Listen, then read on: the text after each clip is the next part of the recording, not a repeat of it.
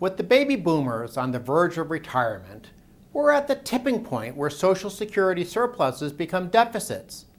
Many of us are vaguely aware that the program's finances are unsustainable, but the details are shocking.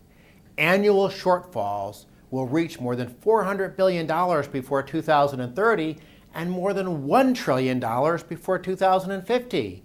Cumulative deficits between 2014 and 2083 will total about $27 trillion, or about 3 times more than the current national debt. This gigantic fiscal shortfall is not the only dark cloud. Equally troubling, Social Security is deteriorating into a really bad investment for workers. People are paying record amounts of tax into the program during their working years, but the benefits they are promised, which they may not even get, are very meager by comparison.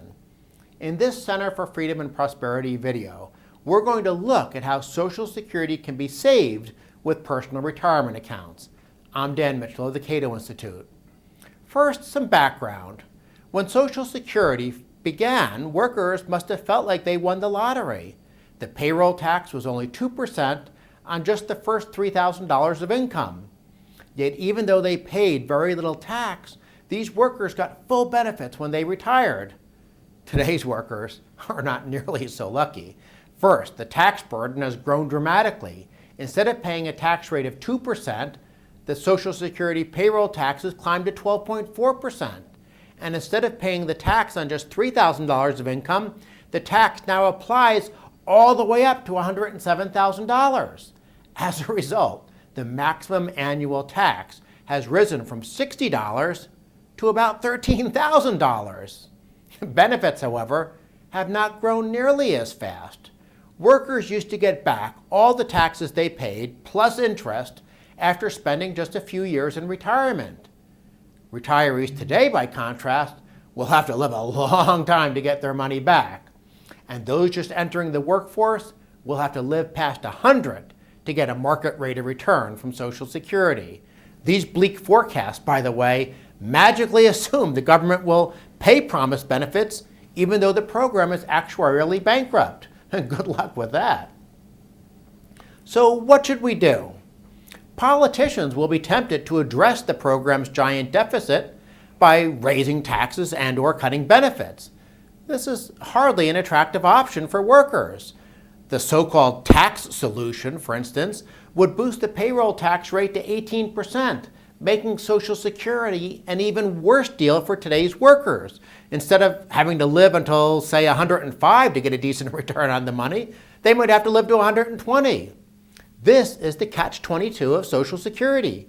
Raising taxes and cutting benefits would help the program's finances, but only by making workers pay more to get less, sort of like selling someone a hamburger but charging them for a steak. By contrast, cutting taxes and raising benefits would make Social Security a better deal for workers, but it would drive the program into the red that much quicker. Perhaps this is why so many countries around the world, facing the same demographic trends and fiscal problems as America, have responded by reforming their old age programs with personal retirement accounts. This modernization allows policymakers to escape the catch-22. Younger workers forgo the miserly benefits promised by government-run retirement schemes in exchange for the chance to invest a portion of their taxes privately.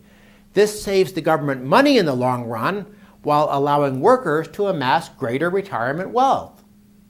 There are 6 things you need to know about Social Security and the case for personal accounts. 1. Social Security is broke. This is a simple matter of mathematics and demographics. It's good news that we're living longer, but it means that Ponzi schemes are doomed to fail. Future deficits will make our current mess seem trivial by comparison. 2. Social Security taxes already are too high. The payroll tax is a job killer, yet some politicians want to further add to the burden. But if they keep us trapped in the current system, that's going to happen.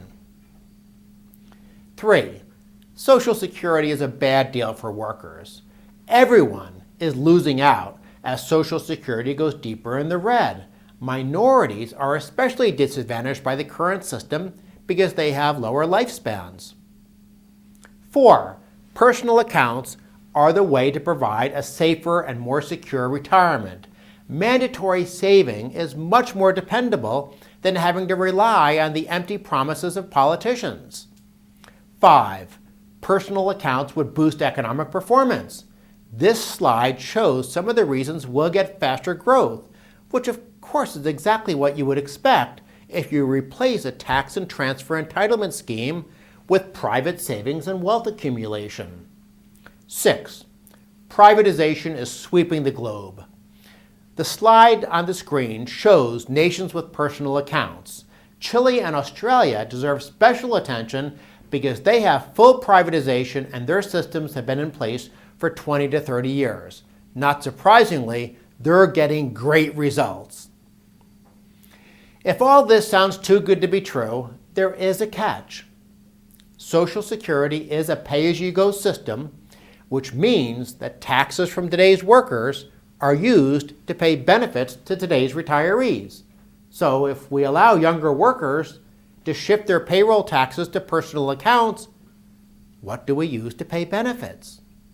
Since nobody wants to pull the rug out from under older workers or current retirees, we will need to come up with money, a lot of money, to fulfill those promises. We're talking about trillions of dollars. But this isn't an argument against personal accounts. The transition costs of personal accounts are actually lower than the transition costs of trying to bail out Social Security. In other words, we're in a deep hole right now, but it's easier to get out of the hole if we implement real reform rather than waiting for the system to collapse. In conclusion, I want to stress that this is not just about numbers. Personal retirement accounts mean individual responsibility. They mean the opportunity to pass wealth from one generation to the next. Individual accounts mean more economic vitality. They mean saving our children and grandchildren from a future of debt. And they mean we can be free of depending on the crooks and buffoons in Washington for our retirement. If you think that's a good idea, share this video widely.